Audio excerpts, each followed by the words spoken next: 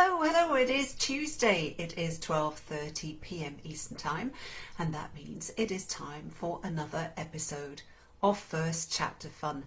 I think I'm live. I'm definitely live. Yes, I'm definitely live on Facebook because I can see you, Caz. Well, I can't see you, Caz, but I see you there. Yay! And I'm pretty sure I'm live on Facebook as well. We have Diane, who's here. If someone could leave me a comment on Facebook, that would be really helpful because sometimes we don't see the comments, which is so annoying. While I just do this very quickly. Yes, I see them. Hurrah. Okay, great. Thank you, Tracy. Brilliant. How is everyone? Let me just move this over a little bit so the cameras are closer. So if this is the first time that you have joined an episode of First Chapter Fun, first of all, where the heck have you been? Because we've been around forever and a day. And what is First Chapter Fun? Well, I'm Hannah Mary McKinnon, an author of thriller and suspense novels, and with my fellow partner in fictional crime, fellow author Hank Philippi Ryan, we read twice a week, every Tuesday and every Thursday on First Chapter Fun on Instagram, on my phone right here, and on Facebook on my webcam right here. And as long as tech doesn't let us down, we are able to broadcast on both platforms at the same time. If we get booted off, which does sometimes happen, if we get booted off, depending on at which point it is during the reading, I will go back and restart the reading. But fingers crossed, both Facebook and Instagram will let me bring you today's fabulous book, because we don't read from our own books, although sometimes Hank and I do, but 99.9% of the episodes, or maybe 95%, are other people's books. And we have all kinds of books. We have thrillers, police procedurals, which is the case today, and I'm very excited to tell you about today's book. But we also have romance, we have historical fiction, we have general fiction, we've had science fiction, we've had all kinds of stuff. So our aim, our goal, is to make sure that your to be read list is completely out of control. That's basically what we're doing. So welcome everyone. I see Tracy and Jacqueline and Grace and Lynn and Brenda and Ali and Rena and Diane, and hi Hank as well, and Judy Rose and Deborah and Robin. My goodness, there's so many people tuning in. This is absolutely wonderful. Thank you all. And also on Instagram we have Jen Jumba, a librarian extraordinaire. We have Glennie, we have Lisa, we have lots and lots of people. It's so lovely to be able to bring us all together, particularly during these crazy and somewhat difficult times, to bring you some more books, to basically provide you twice a week some distraction in this very strange world. We're going to get some. I'm in Ontario in Canada. We're no doubt going to get some more restrictions. We're in lockdown and have been since Boxing Day, but I think it's going to get a bit tougher until we can get those vaccines for those such as myself who wants one and can have one. So I'm hoping 2021 will bring us safer and happier times, and we'll be here for you even when we're all back to normal and everything's back to the way it was before. We hope, Hank and I, very much that we will still be bringing you reads twice a week, and just have a place to congregate and chat about books, because books are brilliant, So speaking of, what am I reading for you? What am I reading from for you today? It is, drum roll please, Shed No Tears by the brilliant Caz Frear. Now this is the North American cover. The UK cover is slightly different, and sometimes people say, well, why are covers different? Well, can be because just a different market, different tastes, and the marketing teams and gurus in each region will make that decision. Can also be because it's a different publisher. So this is the one we have for North America. The English one is, the British one is just as brilliant. Isn't that great? Shed No Tears. And as I mentioned, this is a police procedural. Now, I met Caz I think we met very, very, very briefly. We basically said hello and hi, introduced ourselves. I think, if I remember rightly, at one of the Bouchercons, the Murder Mystery Festival. It seems so many connections lead back to this annual Murder Mystery Readers and Writers Convention. And Caz, I attended a panel that Caz was speaking on. I think 2 of them. They were absolutely brilliant. And so when her editor, I believe her editor contacted me via my editor and asked me if I would like to read an advanced copy of Caz's latest release, Shed No Tears, which is out now, I said, yeah, gimme. And I tell you what, I absolutely fell in love with Caz's writing and her characters. They are absolutely brilliant. This is the 3rd in a series, but having not read them in chronological order, I read the 3rd one first and then went back and read the 1st and the 2nd one, and I'll give you those titles in a minute. You don't have to read them in chronological order. I mean, as always with a series, you'll understand things that are happening in the 3rd book or the background of the protagonist perhaps a little better if you read the 1st and 2nd first, but it didn't bother me reading the 3rd one first and then going back. I listened to the first 2. They are called Sweet Little Lies, which is also out now. I just had to look down at my notes to remember, make sure the name was right. And the 2nd one was Stone Cold Heart, which is also out now, of course. And the 3rd one has just published. And I listened to them on audiobook, which is so hard now, reading this for you, because the audiobook narrator is Jane Collingwood and she's just absolutely brilliant, and here I am, a total amateur, and I have Jane's voice in my head, and I know it's not going to sound anywhere near the same, so I'm trying to deliberately not make it sound the same, if that makes sense, because I know I can't read something the way Jane does. Anyway, all that to say that these books are absolutely brilliant, and we do have, I believe we have a giveaway for you today. So if you are on Facebook or Instagram, leave a comment. Caz will choose somebody and they will receive a book. So how cool is that? So let me introduce you to Caz. I'm going to put my glasses on as always because I'm blind, and I will read you her bio, which made me laugh and is an indication of the sense of humour that you'll find in her books. Caz Frear grew up in Coventry, England, and spent her teenage years dreaming of moving to London and writing a novel. After fulfilling her first dream, it wasn't until she moved back to Coventry many years later that she made the second dream come true. Her debut novel, the first Cat Kinsella mystery, Sweet Little Lies, was published in North America in 2018.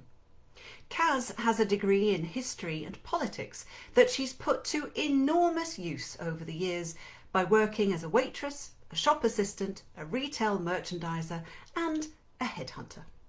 When she's not agonising over snappy dialogue or incisive prose, she can be found shouting at Arsenal football matches or holding court in the pub on topics she knows nothing about. So that is Caz's bio. Made me laugh. You will find her on Instagram and on Twitter, as Cazzy, Cazzif writes. Cazzy F writes. Caz Frear writes. And of course, we will tag her in this post when we move it over to our IGTV on Instagram and we lose all the comments. Sort it out, Facebook. Not Facebook, Instagram, the other one, same thing. And of course on Instagram, on Facebook, we always see all of the comments, they just remain. I'm a bit befuddled with Facebook and Instagram because I'm looking at both and it's a bit like left and right. Did you see that? Left and right? No, it's left and right. It's just useless. Anyway, Caroline Caz says, hi everyone, so excited to have Hannah reading from my book. Oh, I hope so. Elizabeth Ann says, made it to Tuesday. Yes, we did indeed. And Jill says that her to be read list is completely out of control. Oh, well, excellent. So Hank and I are doing our jobs properly. That's brilliant. And Tracy Clark, fellow author, she says Caz Frear is da bomb. Love her writing. So do I. I mentioned I listened to the first two. I went back and listened to them on audiobooks. And audiobooks are my incentive to get up and move. So when I listen to an audiobook, I get out or do something. But if the weather's good, I'll get out and listen. And I get up early because I wanted to find out what happened. And I kept laughing out loud. And because I have earbuds without cable, the wireless ones, and my hair's over my ears and I'm walking down the road laughing out loud, people probably thought that I was a little strange. But that's okay because I was well entertained. So highly, highly recommended. Let me show you the book again of Shed No Tears. Ooh, there we go. Brilliant book. And now I will tell you what it's all about. Growing up in a London family with ties to organised crime, Detective Constable Cat Kinsella knows the criminal world better than most cops do. As a member of the city's Metropolitan... I knew I was going to stumble on that one. I even underlined it. Metropolitan Police, she's made efforts to distinguish herself from her relatives. But leading an upstanding life isn't always easy, and Cat has come close to crossing the line, a fact she keeps well hidden from her superiors. Working their latest case, the discovery of a woman's remains near Cambridge, Cat and her partner, Luigi Parnell, discover a connection to a notorious criminal, serial killer Christopher Masters, who abducted and killed several women in 2012. The body is quickly identified as Masters' supposed final victim, Holly Kemp, but with Masters now dead and discrepancies in the original case coming to light, Cat and Parnell are tasked with revisiting the investigation, which means reopening old wounds among the people who loved and hated Holly, and within the Metropolitan Police Force itself. Because someone will do anything to keep past secrets hidden, and as Cat and Parnell inch closer to the truth, they may be putting themselves in jeopardy. Metropolitan. See? No, I'm not reading. I can say it. Metropolitan. Let's like left and right. What is wrong with me? Shed No Tears by Caz Frear. Leave a comment if you'd like to participate in the giveaway. And of course, we can only do these readings always with the author's and the publisher's permission. And in this case, of course, it's Caz. Thank you so much for trusting us with your brilliant book, and her publisher, HarperCollins, as well. So big thank you and a big shout out. So the book is, as I mentioned, available now, third in a series. Don't need to read them in order, although you can, of course. Brilliant on audiobook, that's for sure. And all of them are available now. And so, without further ado, although I know you like the ado, Jennifer Jumper, this is the prologue and Shed No Tears of... the prologue and first chapter of Shed No Tears by Caz Frear. When the first blow lands, it's almost a relief. A karmic debt paid, a manoeuvre at least.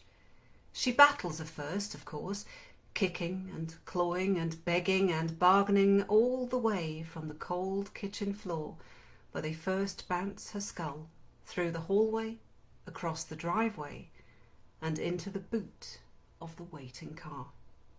A car she knows well. A car she's sat in maybe 10, 15 times, always the passenger, but firmly in the driving seat. Queen of the world, top of her game. Tonight, the gun glinting in the midnight light signals that, for her, the game's now up. She had this coming. She accepts this. She knows she created this whole sordid mess herself, and yet she'd prayed that they'd stop at a beating, because a beating she could take. Bruises fade, fractures heal, even the worst scars can be covered with makeup. And God knows she'd taken enough beatings in her life and still lived to tell the sorry tale. She won't live to tell this one. She doesn't deserve to. Even by her standards, this one was cruel. And she is sorry. She knows they don't believe her, but maybe if there's a God upstairs, he will. Maybe next time around, she'll come back as a better person. This time around, there was only ever one way this mess was going to end. Chapter 1. We'd prayed for rain for weeks, or maybe it was months. It's hard to remember a time when griping about the heat wasn't a national fetish, when days weren't spent sighing and swearing and spraying yourself with magical, and nights weren't spent tossing and turning, wondering if sleep was now a pleasure of the past. And then there were the arguments. Christ, there were the arguments. Civil war over aircon settings. Men carping at women, jealous at the sight of us drifting around in lightweight dresses while they sweated buckets in the same suits that saw them through the winter. Old versus young. Steele and Parnell crowing that this was no way near as brutal as the summer of '76, when the rivers ran dry and the tarmac melted, and using your hosepipe was a crime routinely punishable by social death. Of course, we, the young, stated long and loud that as we weren't even twinkles in our parents' eyes in 1976, the olds' point was entirely moot and, frankly, not helping. You can only play the hand you're dealt, we'd endlessly argue, and we'd been dealt this cursed summer, the paralysing heatwave of 2018. We were living through it, sweltering through it, surviving it just with the aid of desk fans and ice packs, and the constant yet sagging hope that it might one day rain again on England's green and pleasant lands. And now here, on a grassy dirt track running alongside a remote field in the molten heart of Cambridgeshire, our prayers are finally answered. Fucking rain, I say, scowling at the sky. All our sweaty, parched misery forgotten in an instant. You don't get rain in London, no? DC Ed Navarro, our crime scene guide, boy does he resent it, is smirking in a way that's crying out for me, or anyone, to flick his pale waxy face like a boiled potato with a goatee. Because, seriously, you're looking a little frazzled there. Do you want to go and sit in the car for a bit? Why? Is it acid rain? I bite back. He rummages in his pocket, retrieves an opened pack of polo mints. Not that I'm aware. Well then, I reckon I'll survive. Ah, come on, Kinsella, this is bliss, says D.S. Luigi Parnell, raising his hands, letting the rain patter off his palms, pennies from heaven. It's not even that heavy. And remember what the boss says, it's good for the garden. I don't have a garden. I lift my plastic file of crime scene photos above my head, a macabre makeshift umbrella. I do have frizzy hair, though. Immediately, I regret saying it. Holly Kemp doesn't have to worry about frizzy hair anymore, or the fact that her cheap cotton work shirt is getting more see-through by the minute. Holly Kemp hasn't worried about anything in a long time. So, yeah, this is where we found her. Navarro nods towards the deep ditch at the side of the track, then leads us over to a gap in the covering hedgerow, presumably cut away to give forensics easier access.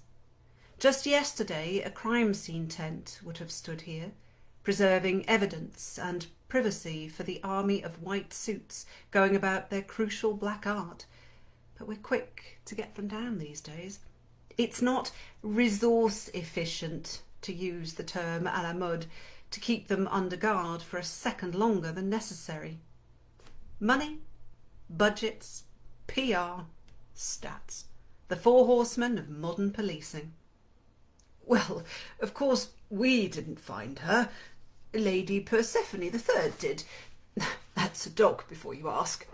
Navarro pops 2 mints in his mouth, not bothering to offer them round. Honestly, I don't know what planet some people are on. What's wrong with Patch or Rex or Rover all of a sudden?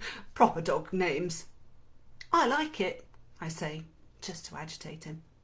In my defence, we're under strict instructions from DCI Kate Steele to play the agitators today. The standard up from London arseholes who think the rest of the force are an El Cheapo version of the mighty Metropolitan Police. Steele's hoping a blast of belligerence might put a rocket up their backsides. So, any danger of a post-mortem? Asks Parnell, casualness spliced with scorn. It's been over 48 hours. Well over 48 hours. Navarro widens his stance. Hey, hang on a minute. It's been over 48 hours since we contacted you about the locket, but we only got her back to the morgue last night. You can't rush forensic archaeology. It's a fiddly business. Parnell pulls an unimpressed face. I go for majorly unimpressed. And look, we've got a backlog, okay? Our pathologist's run off her feet. I fold my arms, giving up on my file come umbrella, whereas ours just sits around sharpening her rib cutters, waiting for a body to roll in. Bodies, actually. Navarro looks more sad than defensive. There was a pile-up on the M11 a few hours before this. 2 cars, 5 teens, 4 dead, 2 from the same family. He raps a knuckle on his forehead, knocking out the thought. I knew one of them. Not well, mind. I used to coach him at soccer tots, but I'd see him in the pub sometimes, acting the big guy, getting the pints in. They grow up so quickly and then bang, gone. And then bang, the up from London arseholes feel like bona fide lousy arseholes. We offer quick but sincere condolences, Parnell catching my eye to convey that Operation Arsehole is being immediately stood down. I bring the conversation back to safer ground, the dog with the dumb name. You know, we really should be shaking Lady Persephone III by the paw. She did what we failed to do. She found Holly Kemp. Poor soul's been missing for years. Nearly 6 years, to be precise. 6 birthdays, 6 Christmases, 6 anniversaries spent wondering if this is the year you get closure, that storybook notion they talk about on TV. We? What your lot failed to do, you mean? Navarro can't stop himself. The pissing contest between forces is as predictable as it is puerile. I let the dig pass, mainly because I feel heartsick about Navarro's ex-soccer tot, but partly because it's fair enough. This is on the mighty Metropolitan Police, no question. So how in God's name did she lie here for so long, unnoticed? I ask of no one in particular. All this, says Navarro, drawing a semicircle on the drizzly horizon, belonged to an old farmer, Johnny Heath.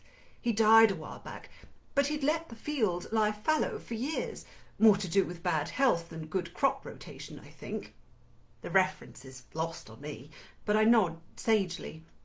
His son lived in America, didn't even bother coming home for the funeral, so they say, and he never got round to selling the place when the old man passed, because he was making a king's ransom on Wall Street and didn't need the money.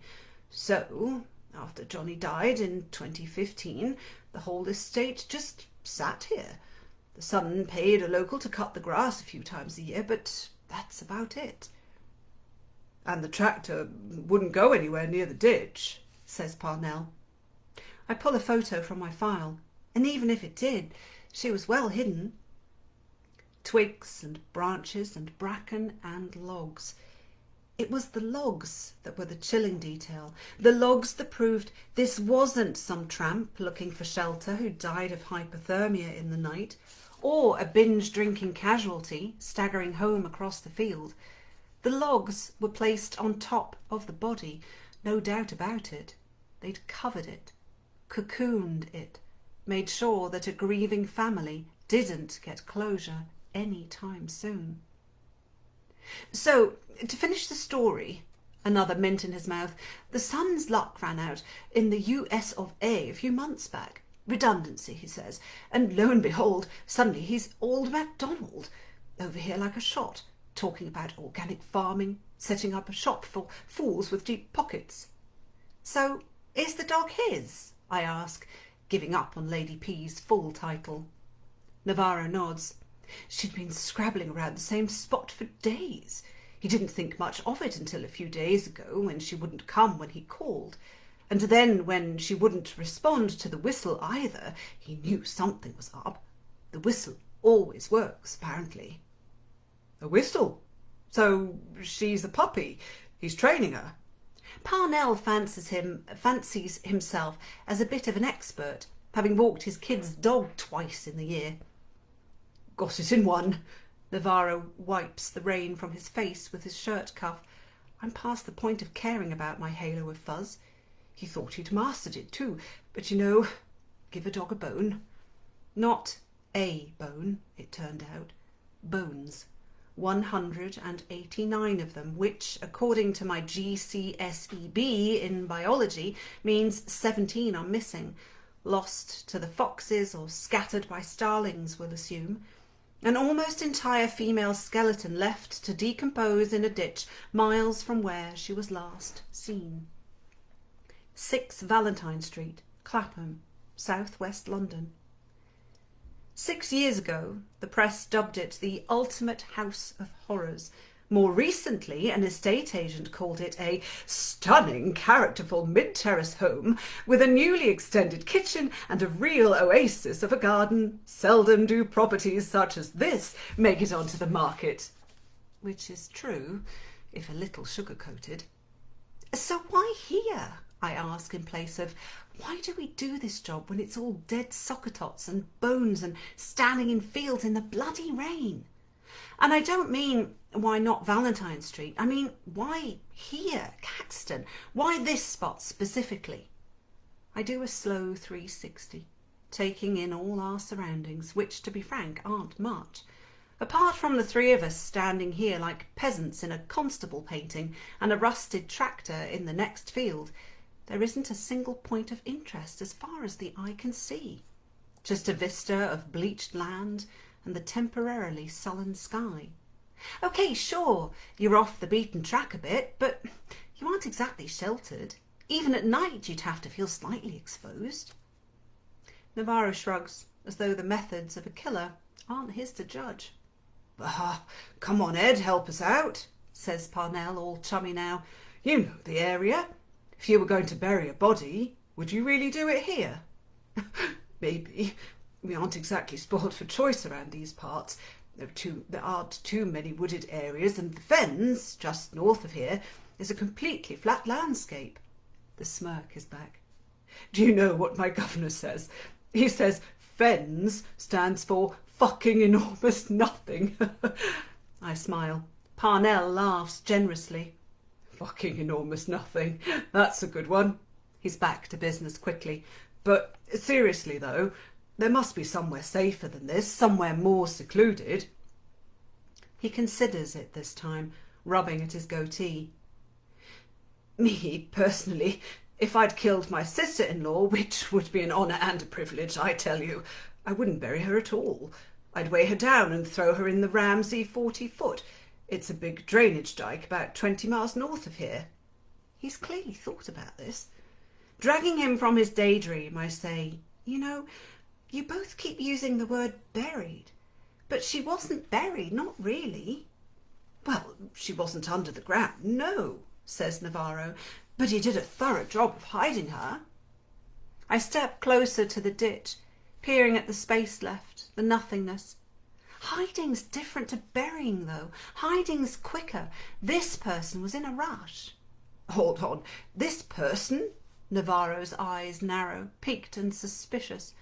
Look, I know we're skirting around this until we get dental records back, but this is Holly Kemp. The locket, it's engraved. Holly. It's got photos of her parents inside. It's hers. And she's one of his, isn't she? We say nothing. Well, My governor spoke to the DCI, who headed things up back then, and they're still convinced he admitted it, right?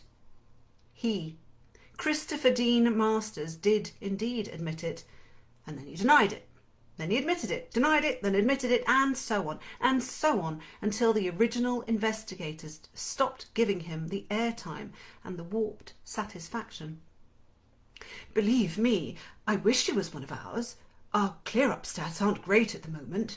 This should rattle my cage, but depressingly I hear him. Too many cases and a 25% drop in the number of murder detectives makes you clinical.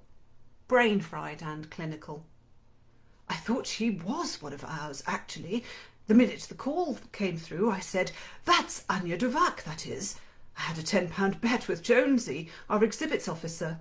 He clocks my expression and his face flushes as he backtracks, boiled potato to raw beetroot, with one misjudged admission. "Look, it wasn't my idea. Jonesy'd bet on 2 flies crawling up a wall. He's got a real problem, that one. And anyway, I knew I'd lost my tenor the second I got here. Anya was only missing last September, you see. You'd expect to see a bit of muscle tissue still attached." He smiles to himself. "The lads think it's weird, but I've got a real interest in this type of stuff. I know a thing or two about decay." Fair play to him. It's more than I do. You see, policing is generally a conveyor belt of firsts. You walk your first beat, make your first arrest. You brace yourself for the first time you shatter a heart with the words, "I'm so sorry to have to tell you." And despite what the old guard say, the know-it-alls, the 30-year service brigade, the retired peacocks propping up the bar at so-and-so's leaving do, regaling anyone naive enough to listen about the time they met the Cray twins, you never, ever stop learning. There's no finite number of head fucks this job can serve up.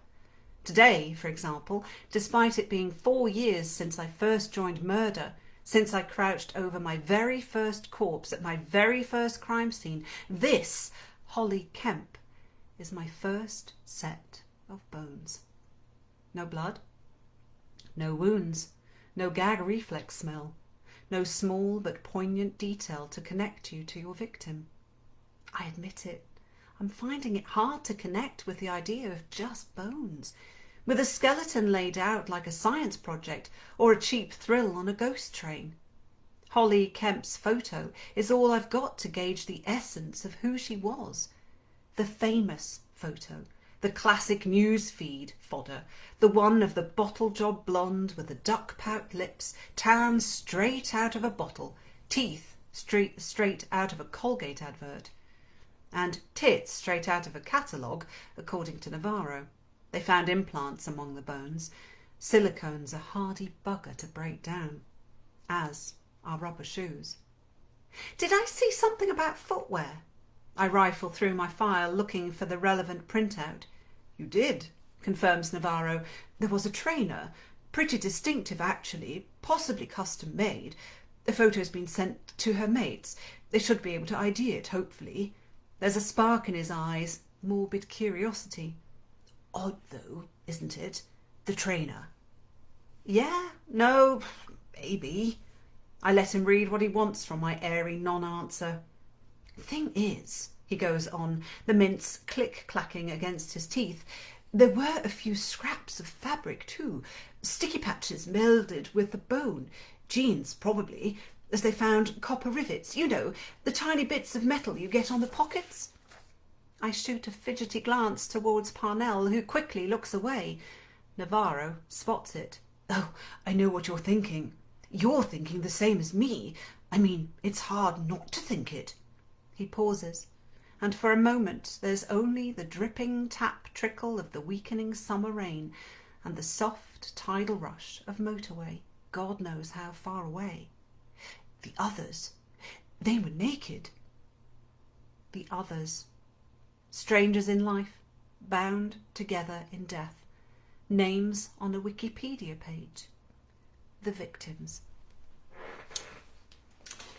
That was the prologue and first chapter of the brilliant Shed No Tears, Run, Don't Walk, or Click, Quickly, and get yourself a copy of this and Sweet Little Eyes and Stone Cold Heart.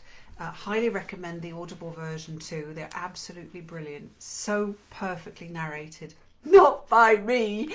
Such a really fantastic series. There we go. I shouldn't block Caz's name. Shed No Tears by Caz Frear. Yes, I stumbled on Metropolitan. Metropolitan. This is the Metropolitan Police. See, I can do it now. Honestly. Anyway, it's always funny when, and that's the thing, it messes with your head, because when I was reading it out loud, as Hank and I do, we practiced the reads, and I was reading it, and I kept stumbling on it, and then I could pronounce it perfectly, but it was in my head, and I was, as I was coming up to the word, I thought, don't mess up, don't mess up, don't mess up, and then I did, at least twice. Whatever. Anyway, it doesn't matter. I'm an amateur. Cut me some slack. So I hope you really enjoyed that reading. I see tons of comments coming in about how this sounds. So let me rephrase that. Susan says, oh yikes, a must read. Absolutely.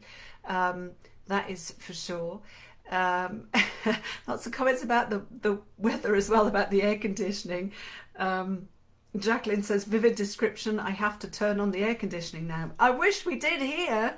We don't. It's cold, although it's not super cold. And Brenda says, can just picture the boiled potato face. That was brilliant, wasn't it? Boiled potato to beetroot. That just made me laugh.